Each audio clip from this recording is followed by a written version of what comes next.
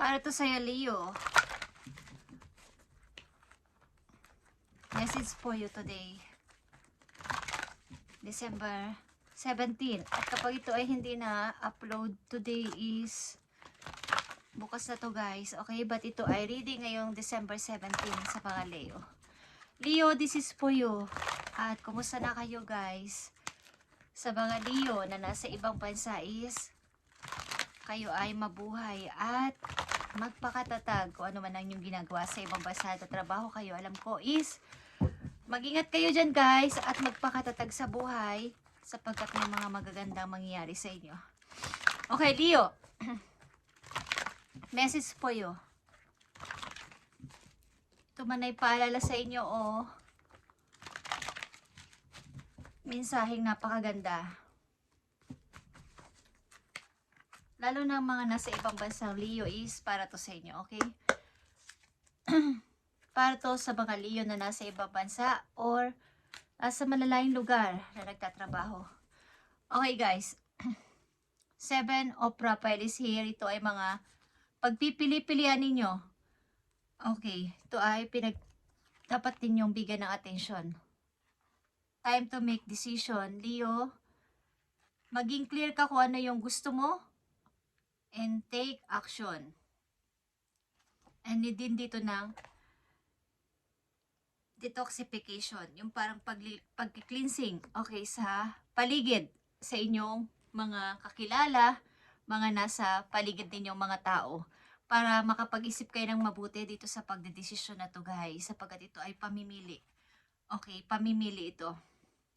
At maaaring may magandang opportunity ang paparating sa inyo na dapat ninyong bigyan ng pansin.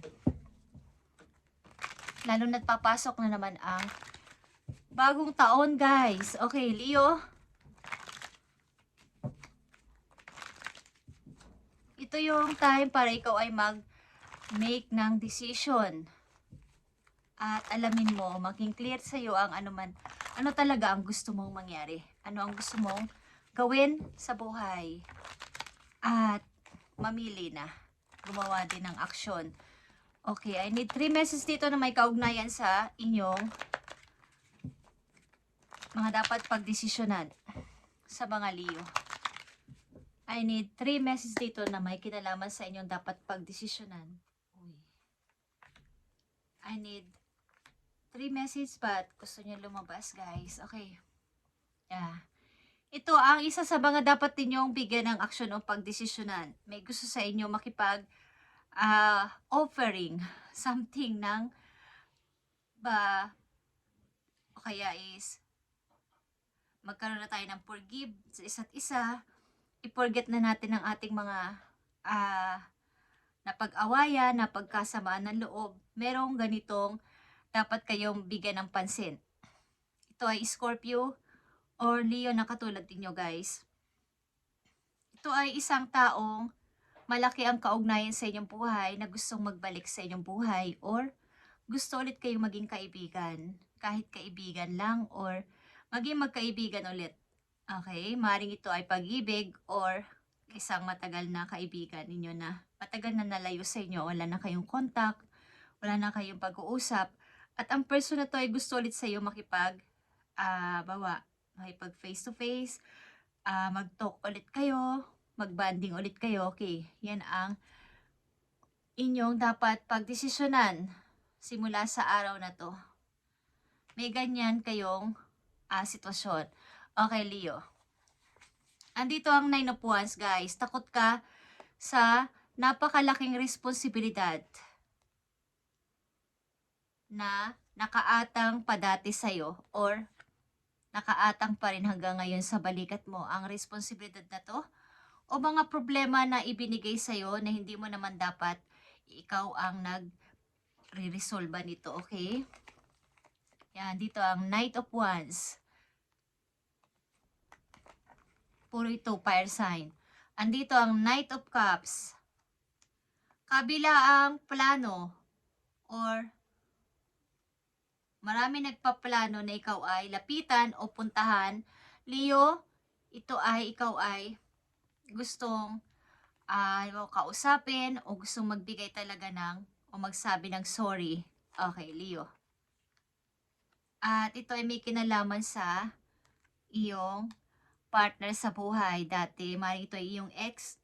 May gusto, may plano, isang tao na ikaw ay puntahan or kausapin mo ulit o makipagbalikan sa'yo o makipagkaibigan.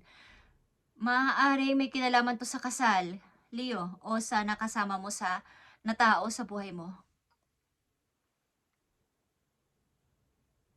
Okay. Mahalagang message for you, Leo. Andito ang 5 of Raphael is 5 of Cups. Everything happens for a reason. Release regret and embrace the opportunities for happiness. Search for the silver lining. Okay. Tigilan mo na yung pag-regret mo sa nakaraan, Leo. Pagsisisi sa sarili, kung may nagawa ka man o wala, o biniblame mo ang sarili mo o hindi, is tama na yun at tumingin ka sa bright side mo na mayroong naghihintay na magandang mga opportunity at happiness para sa'yo. Magandang opportunity. Embrace mo tong opportunity na to na paparating at happiness. Pagkat, sabi ko nga, kailangan maging clear ang inyong mind sa pagdidesisyon na simula sa araw na to sapagkat may mga alok o may mga offer na paparating sa inyong harapan, guys, at minsanan lang tong mangyayari. Mauulit-ulit ang opportunity na to, so wag nyo na tong pakawalan, Leo. Something na may pagsisisi ang isang tao na to na ikaw ay iniwan o nagbigay ng problema sa'yo at gusto niya makipag-usap sa'yo again. Andito ang 7 of Gabriel, guys. Ito ay 7 of Wands. Protect yourself. Stand your ground, Leo. Stand up for what you believe in. Have confidence. Claim your personal power. Okay. So, ikaw maybe sa sitwasyon na to ay papanindigan mo ang iyong pinaniwalaan at prinsipyo dito. Okay? Maaaring meron mang gusto sa iyo makipag-ayos is meron kang pagdadalawang isip kung ito iyong tatanggapin o bahala na siya sapagkat ikaw naman ay naka-move on na at okay na ang lahat para sa'yo. Maaaring matagal mo nang napatawad ang tao na to at pinababayaan mo na lang ang nangyari. Pag-aaway ninyo, pagkatampuhan ninyo o paglayo sa iyo ng person na to o paglayo mo sa kanya aliman dyan is meron ng pagpapatawa dito. Ayaw mo na lang na bigyan ka na ulit ng gulo ng tao na to. Okay, stand up for what you believe in, Leo, and magkaroon ka ng confidence. Claim your personal power. Isa pang magandang balita for you, Leo. December 17, 2025. Okay, Leo. Yeah, andito ang Mystic Healer. Healing energy flows through you. Flows through you. Okay, ikaw ay maaaring napapagaling o napapaghealing mo ang sarili mo sa sarili mong pamamaraan at wala ka ng iniindang sakit sa iyong puso. Okay, kumbaga, nakalipas na yon is tama na. And ayoko ng pag-usapan pa. Tumitingin ka sa bright side. Wala ka ng regret. Okay, maraming may gustong magregalo sa'yo, guys. Or marami kang natatanggap na gift kung kanino man. Paparating na message po you, Leo. Maaaring may plano isang tao dito na ikaw ay balikan or makipag-usap sa'yo, humingi ng pagpapatawad. But nagdadalawang isip ito. Planong-plano niya talaga. But may konti siyang pag-alinlangan kung papansinin ako ni Leo. Ano pa ang paparating sa iyong message sa mga Leo na nandito sa reading? Paparating sa iyong message na napakahalaga. I need message for Leo. Please send my message for Leo. Mga good news is paparating sa iyo, Leo. Okay.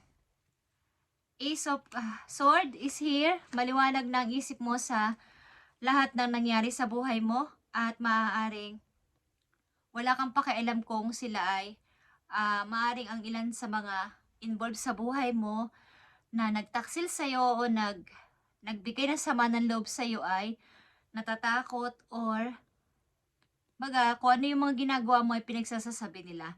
Tinitingnan nila yung bawat hakbang at Hindi sila makapaniwala na ikaw ay naka-move on o nakaka-move on na sa buhay. Marami ka nang nalalaman at malinaw na sa iyo ang iyong naging desisyon. Yeah. Masaya ka kung sino at ano ang nasa tabi mo ngayon, sino man yan o ano man ang nasa iyo ngayon, ano man ang na-achieve mo sa buhay, masaya ka.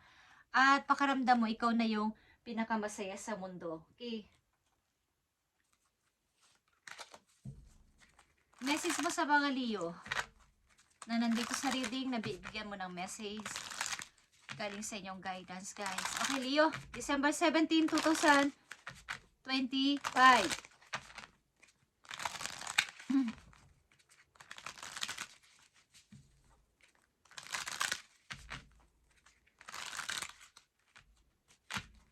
Tingnan natin ang message sa'yo. Mahalagang message ito po, Leo. Bago ba lang matapos ang taon is makapagawa ka na ng action para sa iyong sarili.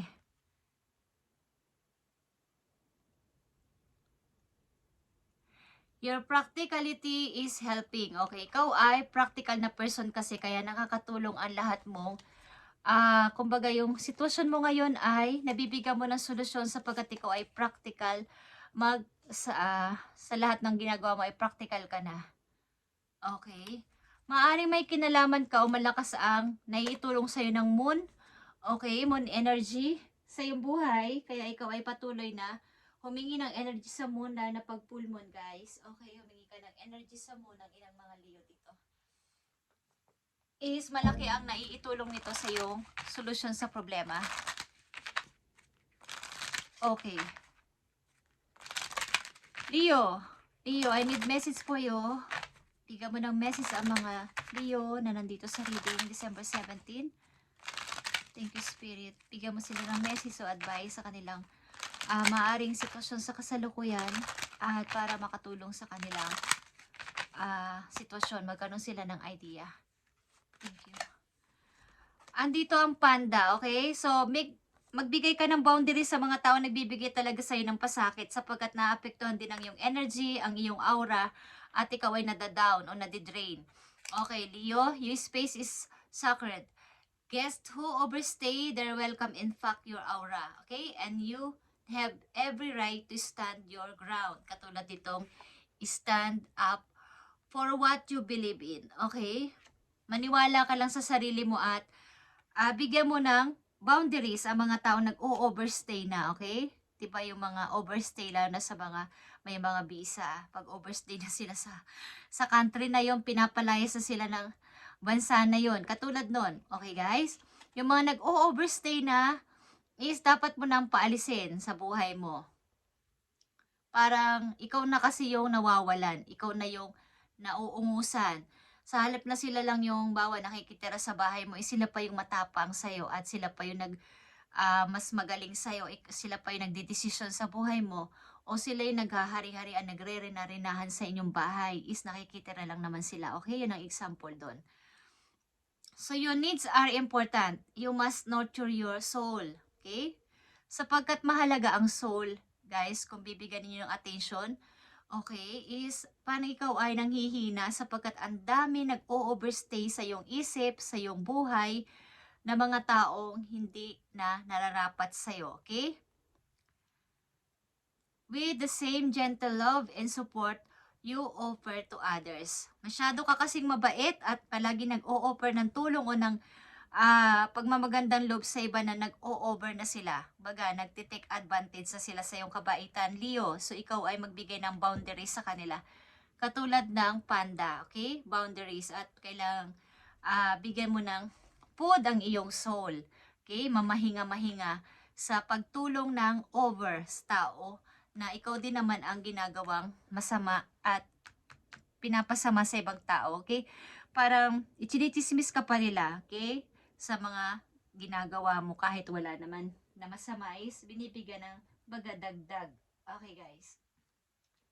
So, last message sa'yo, okay? Tingnan natin ang iyong pag-ibig. Silipin natin ang inyong pag-ibig. May isang tao dito na nakarealize ng kanyang kamalian at gusto sa'yong makipag-usap. Matagal na kayo nitong walang usap. Yung bang matagal. Okay.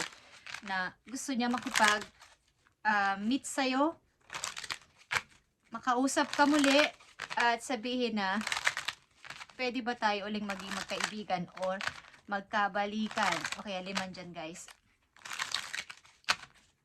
So, stand up for what you believe in and stand up your ground. Okay.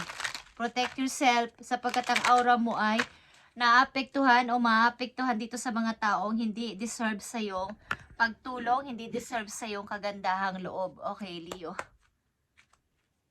Yan natin ang pag-ibig mo. Redirect your thoughts, okay? Focus on what you want to attract this relationship, not to what you're fear there will happen. Okay, ang ilan sa iyo dito ay wala pang pag-ibig, but wala naman kayong pakialam kung wala kayong pag-ibig. Parang natatakot kasi kayo magtiwala. At kumbaga, kung meron naman kayo nagugustuhan at mahal din naman kayo at may maganda naman intention ang tao na to, bigyan nyo sila ng chance na makilala kayo ng lubusan o magkakilanan kayo ng lubusan ng person na to. Huwag kayong matakot umibig muli, guys. Okay? Kumbaga, ang pag-ibig talaga ay dumadaan ang sakit, ang lungkot, dahil kayo ay nagmamahal. Okay? May lungkot, may saya. Halo-halo yun. Kaya, dahil nagmamahal ang isang tao. But, ang Leo na nandito ay maaaring nakafocus muna kayo sa inyong sarili. At maaaring masyado kayong defensive. Okay? Sapagkat may mga nanakit nga sa inyo. Sa inyong nakaraan. Okay. Meron pa kayong conflict galing sa nakaraan. Okay, meron sa inyong gusto makipagbalikan, guys. Okay, nasa sa inyo yung kung tatanggapin nyo pa ulit o hindi na. Anditong energy, Sagittarius, Aquarius, Leo katulad din nyo, at Scorpio, at